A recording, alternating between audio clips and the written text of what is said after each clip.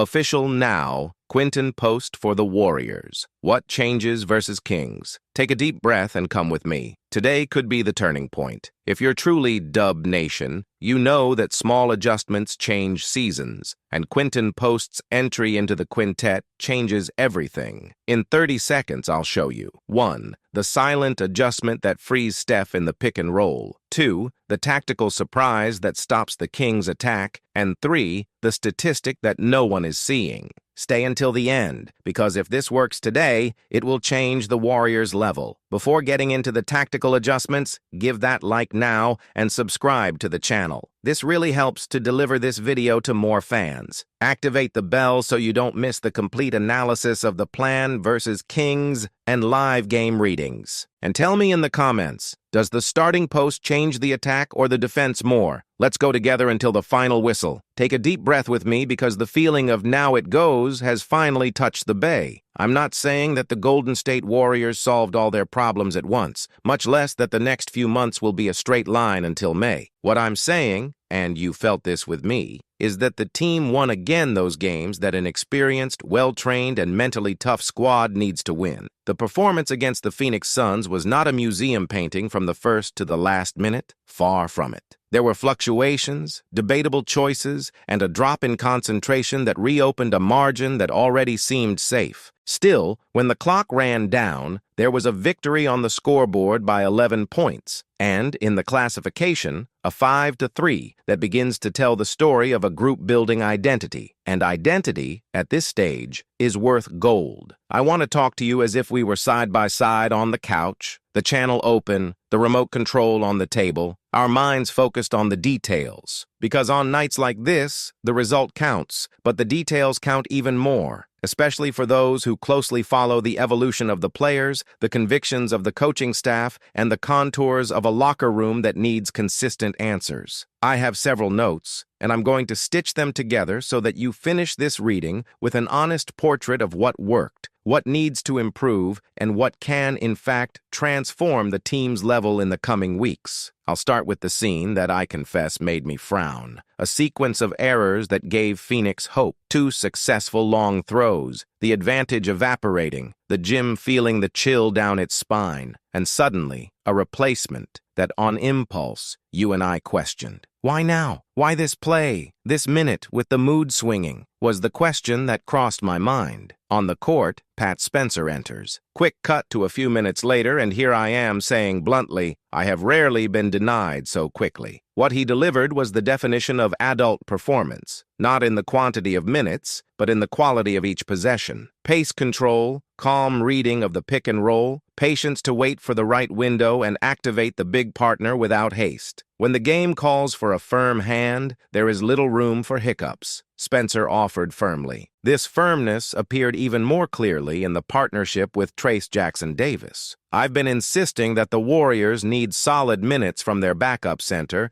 and TJD has been responding in an increasingly confident manner. The combination of the two produced plays that seem simple in theory, defensive exchange, small wins the pairing, big moves, and opens the target, but requires precision. Spencer's high pass at the ideal time was repeated with maturity, and there the team found valuable baskets. Add to that a three-pointer at the exact moment the game took an uncertain direction. It's the difference between stemming the tide and allowing the pressure to turn into an avalanche. And defensively, constant activity, quick hands in the creases, attentive coverage from deep, instinct to poke the ball without committing foolish fouls. None of this will guarantee him a fixed 25 minutes every night because rotation is context. However, deliveries like this shift the trust rule. The night also called for a magnifying glass on Moses Moody. It's not just the outside hit, although the calibrated hand helps unblock the attack when the stars are surrounded. What caught my attention was the composure of the other side. An open chest to take on the mission against the best opposing creator present,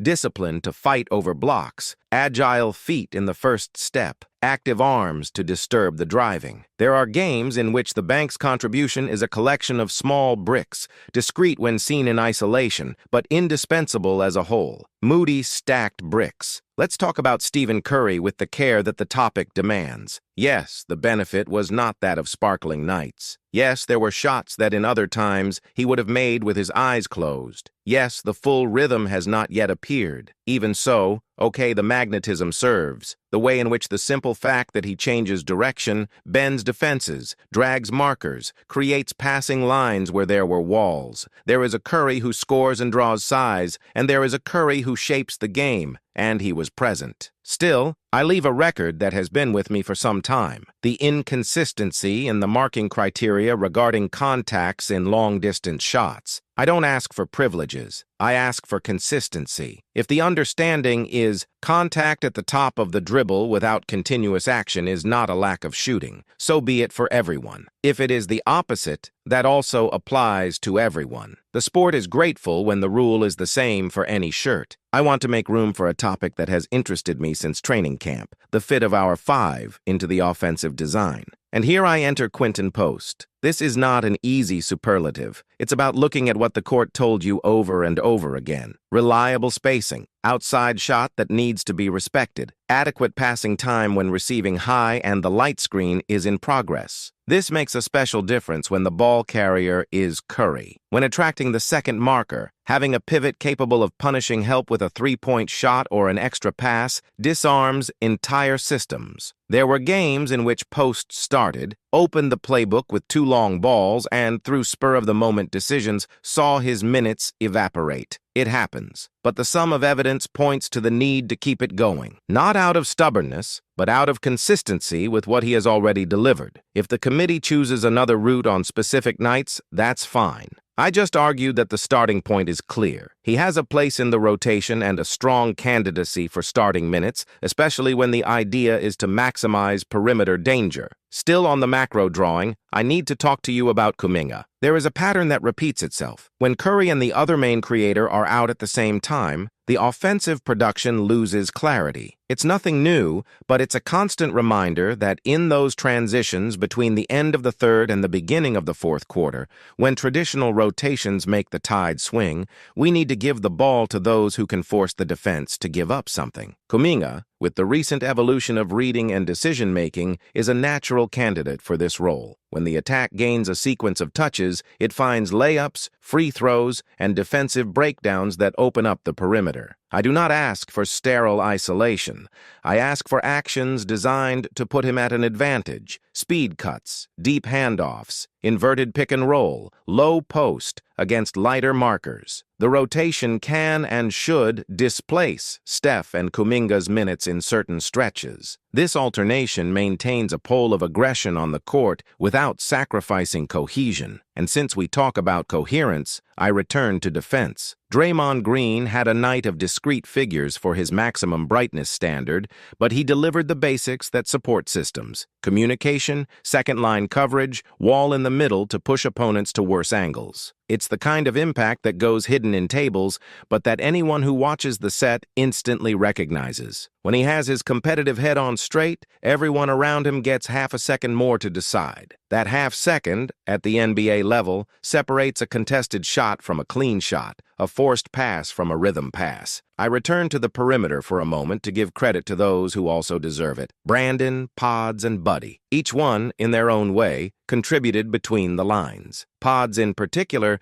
seems to have found a cadence that respects his own strengths. When he reduces the momentum and chooses well instead of accelerating on impulse, the game returns fluidity. Yes, there were shots that didn't fall. It happens. The important thing is that he put himself in the correct positions, read the pick and roll calmly, used his body to protect the ball, and made important attacking fouls. Buddy, in turn, provided what his signature promises: a shot that changes the defensive geometry. Even with the cold plus-minus, the 3-3 balls forced Phoenix to rethink coverages and opened up corridors. This is not an isolated statistic. It's about the domino effect it produces. Now allow me to take 2 steps back and look at the larger narrative of the night. The team opened 26, gave up part of the advantage, saw the opponent close to 8, smelled the game turning into a clutch, and instead of recycling ghosts, they found answers. Answers, by the way, coming from different hands. A possession worked calmly, a rebound with effort, a shot in rhythm, an intelligent fold at the exact moment to cut off the light of their main creator. That's less spectacular than a decisive ball on the pop, but it's what separates sustainable seasons from seasons that call for daily heroism. Winning the games you are meant to win is not an empty platitude. It is the skeleton of the calendar. It's what puts you in RR. This is what injects confidence into the second units.